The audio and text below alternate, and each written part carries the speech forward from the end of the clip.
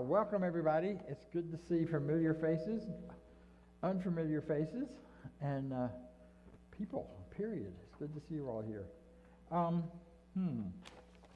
So, the title is, what's the point anyway? And I just want to tell you that I'm about to fill in the rest of the outline with all of the same points that Maya already made. And the good news is, we all learn better from repetition. So repetition is the story. It's what we got going on. So we're repetizing. Anyway, you're going to hear it again and again and over again. Oh, look. Oh, there it is. You keep pointing to the top of my head. I didn't know what was going on. So we got a lot of help out here. I'm holding complete. Well, that's good to know. I've been working on that realizing that for a long time. It's always been true, but, So when I first heard this title, I thought, well, I got to use it, even though sometimes I like to not use the ones they recommend, but this one I thought was perfect because there are days where that's exactly how I feel. What's the point anyway? Anybody else have that? And then I have this song that runs in my head when I get there is, what's it all about, Alfie? You know, that old song and story. And the other one that gets to me going at that time is also, is that all there is? Is that all there is? If that's all there is, my friends, then let's keep dancing. Bring on the booze and have a ball. Why bother if that's all there is? And one of the songs, or one of the lines in that song with Daniel talked about the future. And the gold mine isn't just about now, but it's also the future. And we have a great future to look forward to. Really? Okay. I knew I was talking to the right group.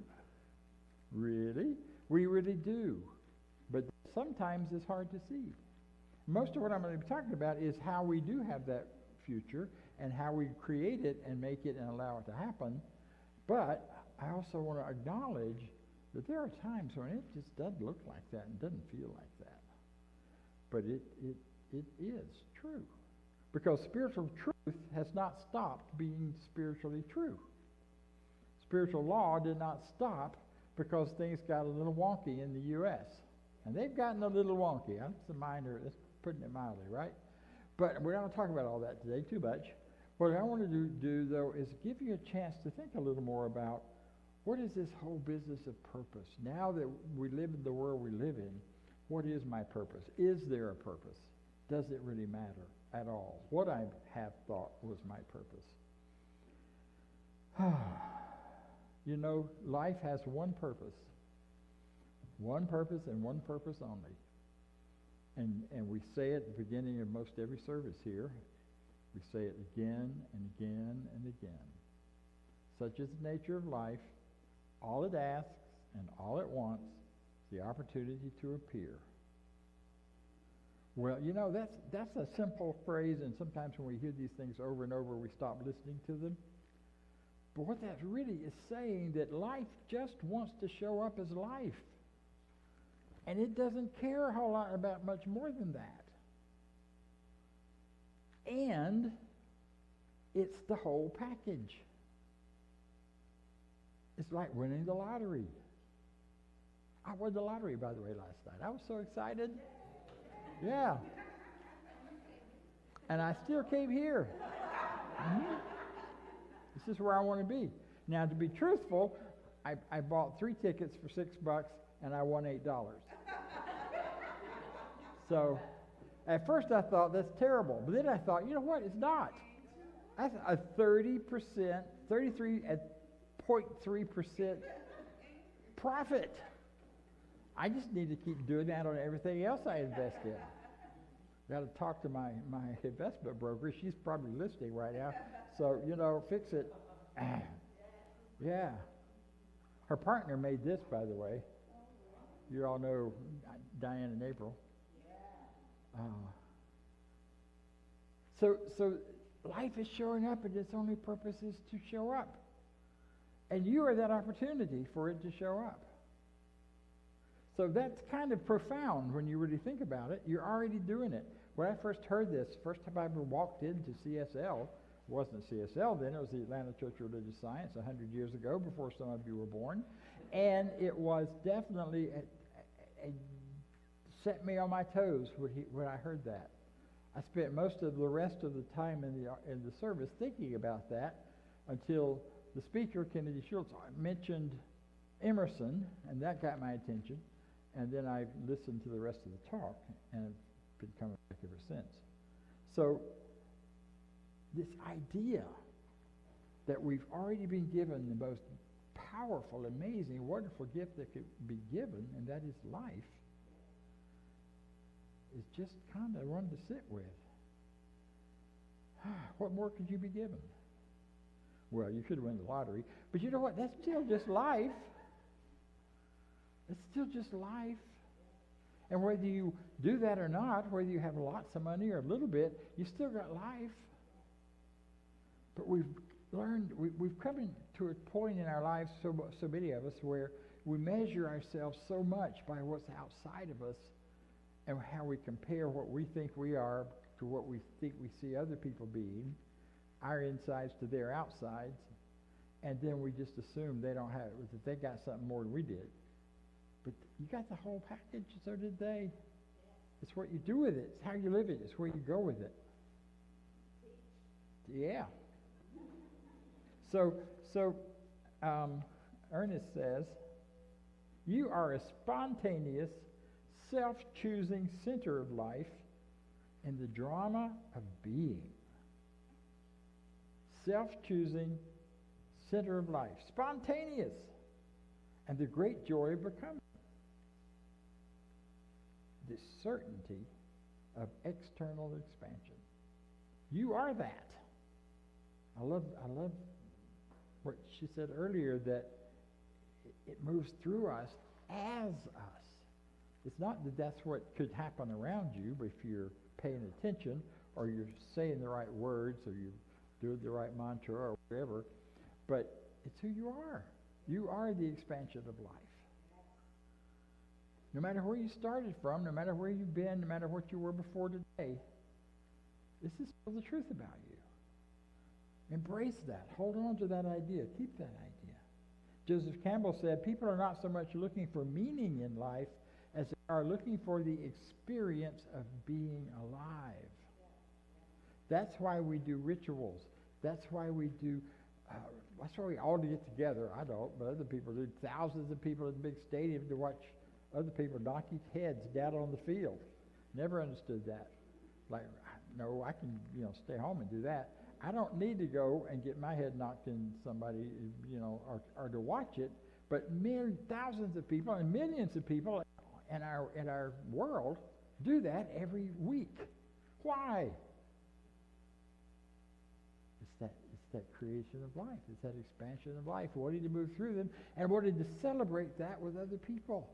We're so hungry for community. We all need that connection and that community. We got to have it. And if we can't get it one place, we get it another. So we get together. It's no accident. And Reverend Angela, who is here with us today, thank you, and I talk quite often about the irony that a recovering alcoholic started the Atlanta Church of Religious Science in a bar. I mean, you just doesn't get better than that, That's what life can do. Recovery can expand through us and as us. That's just a given.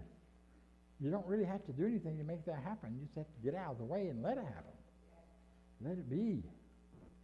So the second big point with all of this is that you get to choose what purpose you want to live out.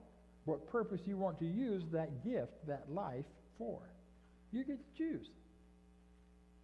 I mean, God hasn't got a plan for me all sorted out before. I was taught that growing up. God has a plan. And you have to find it. But He's not going to tell you what it is exactly. You got to figure out the language first, and then you got to find that plan. And once you find that plan, everything will be all right, because then you can follow it. But until you find it, you won't know. Talk about a double blind, no-win setup. Now, I did find what I thought was my plan, because I knew that when I understood what, from the very early childhood, when I understood anything at all about spirit and spirituality and heard people talk about it, something in me went, you've got to learn more about this. You've got to get more excited about this. So in a way, they were right. I found that plan, but not the way they were talking about it. I didn't get any lightning bolt. Well, a few times. I did get a lightning bolt. I got struck by lightning when I was about 7 years old, but that's a different experience and story. And it had nothing to do with my revelation of spirituality being my path. But it was just that quiet, still nudging from within me. And so I chased that, and I went after it, as you know, for a whole life doing some sort of ministry, one kind or another. You get to choose. Somewhere along the way, I came up with and I'm just sharing this so give you some points, some ideas about how you can do it, not because I'm here to shout about Bob, although, something to shout about. I came up with after a lot of work on self-understanding and what is my purpose and what is my vision and all of that, came up with 3 phrases. I'm here to live love, teach truth, and know God. And that was my guide for many, many, many, many years, through my whole ministry in the Baptist church, through my whole ministry in this church, in this organization. We're not really a church, even though the IRS thinks we are. We really are a spiritual movement and a creative movement. And that guided me in so many ways. It gave me a way to decide and to measure, am I doing okay or am I not doing okay? And, there's a trap in there, though. Because the trap is if I start measuring that by how it looks on the outside, what other people are saying about how big my center is or how small it is, not how powerful it is and how many people's lives have changed by it. If I start looking at all that externals and start measuring myself, I can start to really think, well, maybe I'm not living up to my purpose. Maybe I'm not really living up to God's purpose, and God's going to punish me by holding back my good or by zapping me with another lightning bolt or some silliness like that. Again, I think I'm not alone in this, because it's so much a part of our culture that if we aren't good in one way or another, then bad things will happen to us. But you know what? Bad things happen to good people and bad people. And good things happen to good people and bad people, except there aren't any bad people. It's just bad behavior. God don't make no junk, because all people are made out of that one power, that one spirit, that one thing. How can that be bad? May be hard for some of us right now, right? May not. Bad behavior, for sure. Bad values, for sure. Values that are anti-life. So, and the other thing about purpose is there's no wrong choice. You can't choose the wrong purpose for you. Really true. You can't choose the wrong purpose. You get to choose the purpose that your heart sings for, but you can't choose the wrong one. And if you think you have chosen the wrong one, you get to change your mind. That was the most powerful spiritual awareness that I got into when I got into a 12-step program many years ago. And they told me, if it's not working, you could change your mind. I didn't know that. I thought once I said something and started on a path, I had to stay there, no matter how ridiculous it got. People do that, that we get stuck in a rut and we stay with it because it's normal, it's familiar, people stay in that place, they do that thing. We don't have to do that. I started declaring a few years ago that I'm a citizen of the cosmos, which also means a citizen of the world. Well, you know what? I don't get dental work done here anymore. I go to Mexico, get my dental work done. I go to Mexico because I can go down there, I can get the same quality of work for enough to pay for my trip and save money on top of that. Why not? And I get to see friends that I don't get to see any other way. There are a lot of ways that we find to change our minds and go a different direction. I used to feel guilty because I didn't go back to my dentist. I got over it. Get over it. Are you stuck in some things that you've been doing the same way for a long time just because it's habit that is really not serving your heart? Because you see, and Maya said it earlier, a real key to finding our purpose is finding our why. Our why. What is the why? You know, our purpose changes, our directions change, our why rarely does.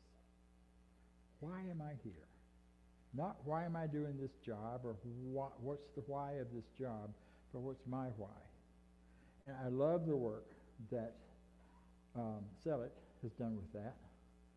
And what he's done is really given guidance for how we find our why.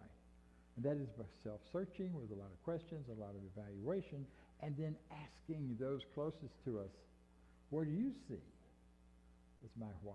Why am I here? And I worked with that for a long time. I mean, my why changed. I dropped those three things. Now my why is that I am here to be a healing presence wherever I go. I have been. I started being a healing presence with my mother after my father died. I was a healing presence before he died because and it wasn't, I was going to be a healing presence. No, it's because that's who I was. So think about who you are, what you've been from the beginning, as long as you can remember. Are you a gatherer of community? Are you a person who brings joy and life to people? What is your purpose? What is that why that's been in there? Why am I alive? Why am I here? And you can find that. And you can get other people to join you in helping you do that. Because people love you. Did you know that? People around you love you. We love you. We love each other in this community. I mean, I feel it every time I walk in here. I get a great welcome and thank you. I'm not here as often as I'd like to be. However, we've been here and are here for each other for a long time now. We continue doing that, and then nothing's stopping that. So use each other to help you find your why. You know, my why to be a healing presence goes all the way back as far as I can remember, and I can see of it throughout the various stages of my life, whether it was at work, in my personal relationships, or whatever. I'm here to be a healing presence, to bring joy and laughter. That's why I make fun of stuff up here so much. Not you, me. Yeah, and love wherever I go. That's my why. And sometimes I do it with my work, and sometimes I don't. I had a great joy. Well, never mind. Let's don't talk about me anymore. Let's talk about you. You choose based on your why. What is your purpose? Your purpose is the next layer of that. How you take that why and put it into the how of your life. I've taken the why and looked at how am I going to be that. And then your purpose falls much more easily into place if you're looking for it. Ah, yes.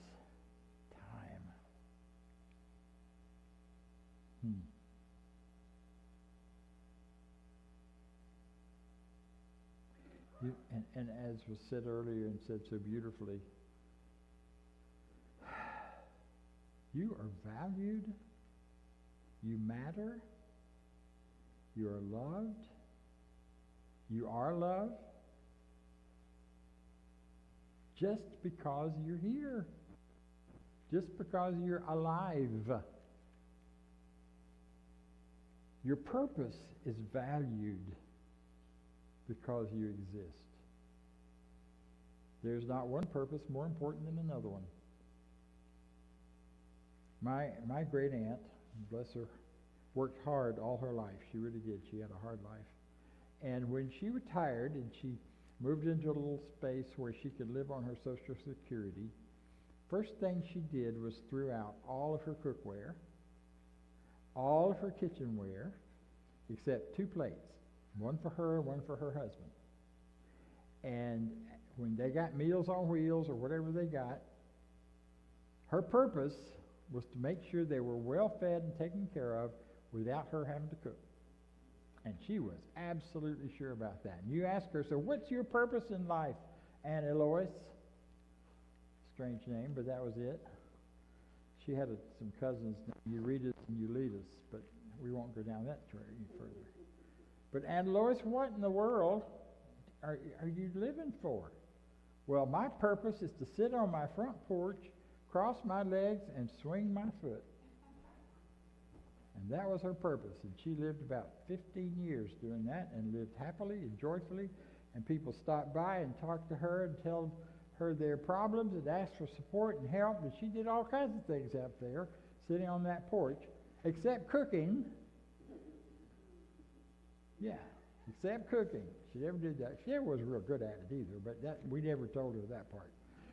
But she served so much for everybody. So we've got to find those purposes,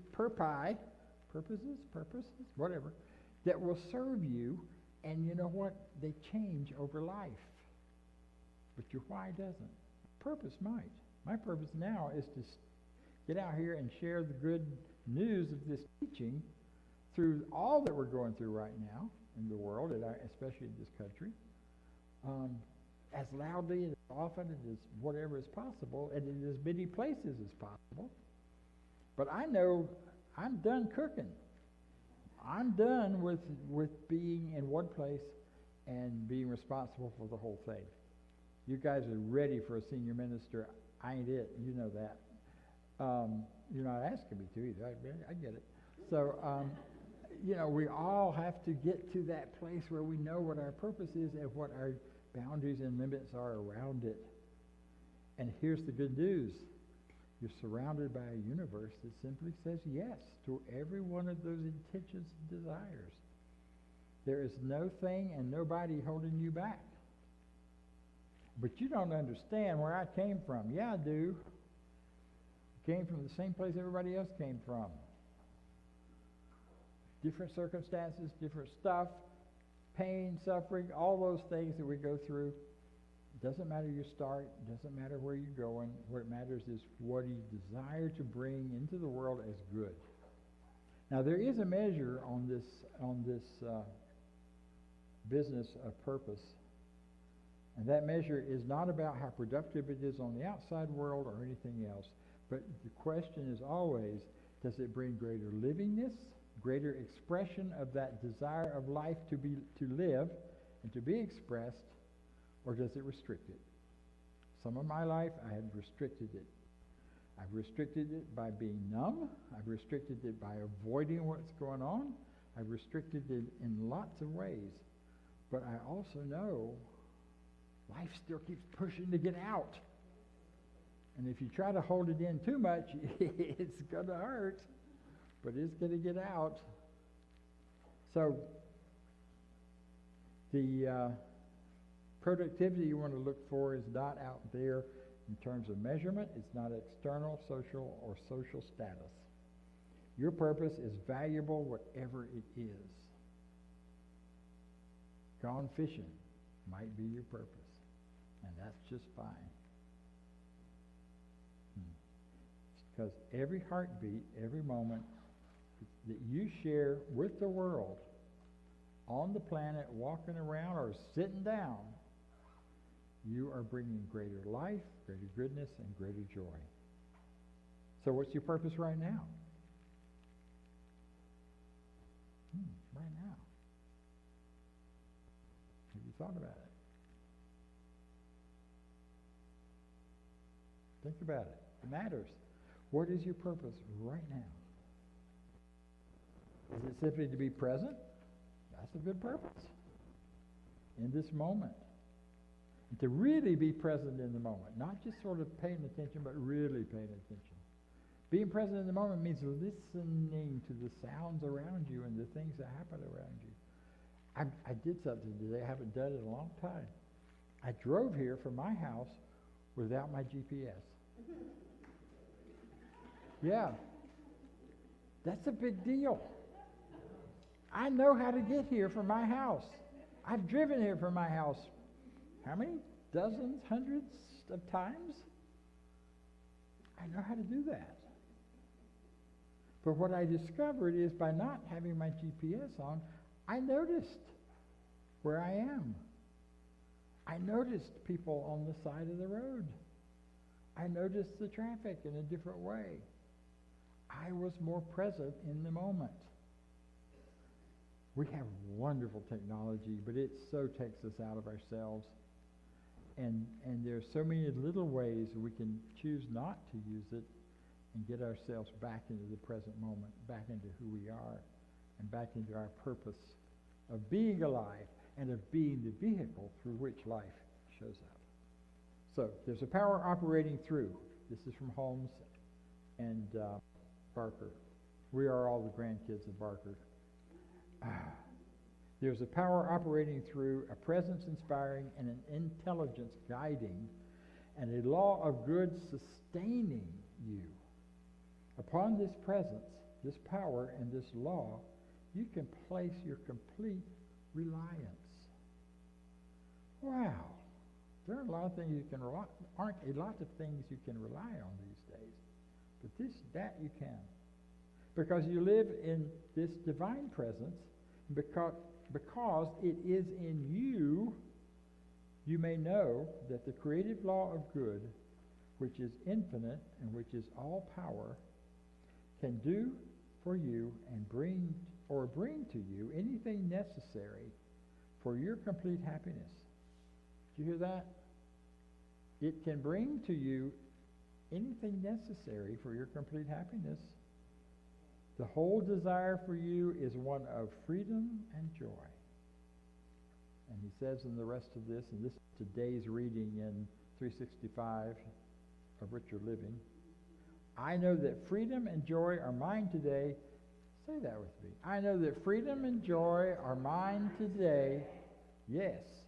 This freedom and joy expresses themselves in my experience. This freedom and joy expresses themselves in my experience. There is nothing in me that can obstruct this passage.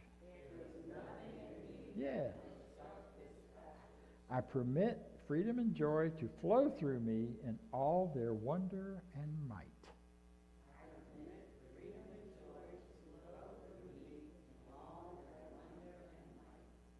Because you are wonderful, and so am I, and so it is. Thank you.